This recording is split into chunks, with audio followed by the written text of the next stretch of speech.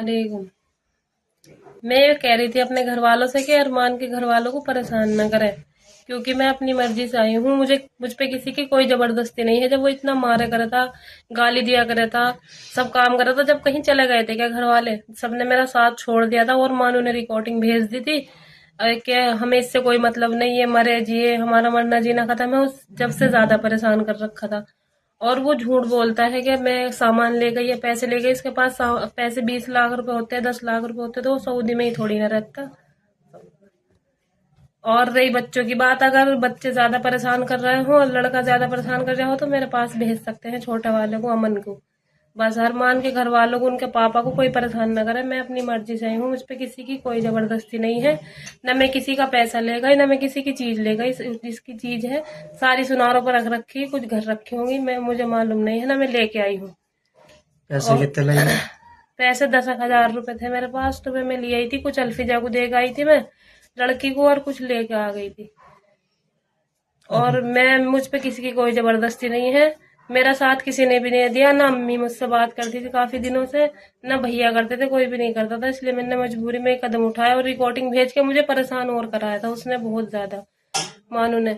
इसलिए अगर तुमने ज्यादा परेशान करा इनके घर वालों को तो मैं तुम पे केस कर दूंगी, अपने घर वालों पे कर दूंगी। इसलिए सुकून से बैठे रहो। उनके घर जाने की कोई जरूरत नहीं है, ना उनसे कुछ कहने की।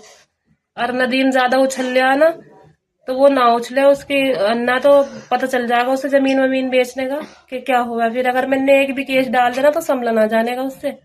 समझा दियो उसे, ठीक है। जबरदस्ती तो थोड़ी ले गए नहीं, होंगे। मुझे कोई जबरदस्ती नहीं है ना। तुम मुझे लेने गए थे, मैं खुद ही आई थी। तुम्हें हमारा पीछा करना बेकार है। तुम अपना पैसा भी लगाओगे, टाइम भी खराब करोगे। तो इससे बेहतर ये है कि तुम सुकून से जिंदगी काटो और मुझे भी काटने दो। बस मेरा यही कहना था। और अगर तुमने ज्यादा परेशान करा तो तुम तो पैसा लगा के केस कर रहा है, मगर मैं बिना पैसे की केस ठोक दूंगी। तुम्हें पता मोदी की सरकार चल रही। मेरी जिंदगी में कोई छोटी मुन्नी तो हूं नहीं जो मैंने ना समझी में कर दिया। सोच समझ के, बहुत दिनों से सोच समझ रही थी, जब आके करा, जब तुमने बिल्कुल साथ छोड़ दिया। मैंने देख लिया कि अब घर का भी कोई साथ नहीं देने का। वो आके बोलता था कि मैं इतना मारूंगा, नंगी करके मारूंगा तुझे, थुक्का व चटवाऊंगा। ये उल्टी सीधी बात तो मुझसे बर्दाश्त नहीं होती थी, तो इसलिए मैं आ गई। बेकार है तुम्हें पीछा करना, और फिर तुम पे बहुत भारी पड़ जाएगा। बस इससे सुकून से तुम जियो और जीने दो। मेरी मर्जी, मेरी जिंदगी, मैं कुछ भी करूं। मैं मर जाऊं या जी जाऊं तुम्हें मुझसे कोई मतलब नहीं। मैं तुम पे फोन करूं जब बताइए। और मैं अरमान के साथ बहुत खुश हूँ, और चाहिए कैसे भी रखे, बस मैं हर तरीके से खुश हूँ। सुकून है जिंदगी में, इज्जत है। वहां की तरह नहीं कि तुम्हारे घर गई तो तुम्हारा जो मन करा तुमने कह दिया। ससुराल में तो था जिसका मन करा था जो कह देता मैं सुन लू थी, चुपचाप होगा। क्योंकि मुझे पता था जब से मेरे अब्बू ना रहे, फिर तुमने मेरा किसी ने साथ दिया। जब तक मेरे अब्बू रहे तो मेरा साथ दिया मैंने, जब तक कुछ भी ऐसा गलत ना करा। फिर बस बस मेरा यही कहना है कि मैं हमें सुकून से जीने दो, हमारा पीछा ना करो। वरना केस उल्टा पड़ जाएगा, फिर क्या फायदा होगा। फिर फटी पड़ेगी तुम्हारी सबकी। और उसने, मैं जब कश्मीर में थी भैया के पास, तो उसने डिवोर्स दे दिया था कि मैं तुझे तलाक दे रहा, जा ऐश कर। ऐसे फिर मैं बिना निकाह के थोड़ी ना रहती।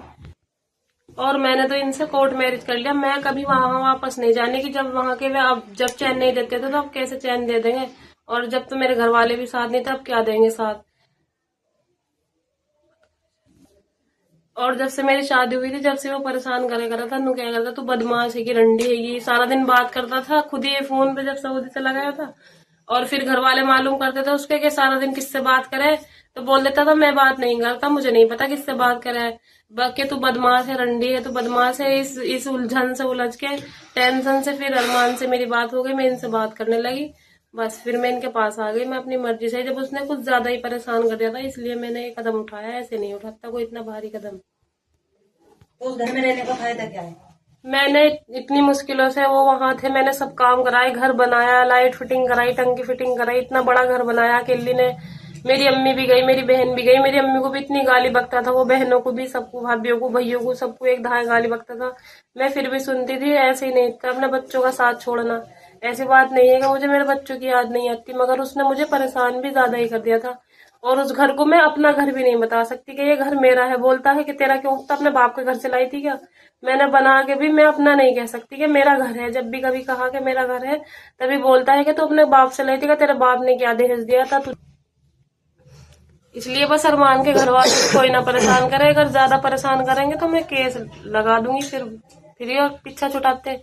इसलिए आराम से, जब थोड़ी ना मर गए थे कहीं, मानो कहीं चला गया था या घर वाले कहीं चले गए थे, मेरा मुझे किसी से कोई मतलब नहीं है। तुम क्या मुझसे मरना जीना खत्म कर रहे थे? मैं तुमसे सबसे मरना जीना खत्म करके आ गई। बस तुम अपनी जिंदगी में खुश रहो, मैं अपनी जिंदगी में खुश हूँ। अगर अमन ज्यादा परेशान कर रहे हो तो मैं उसे लेने के लिए अब भी तैयार हूँ। मैं अपने पास रख लूंगी उसे, और उसे मुझे कोई मतलब नहीं।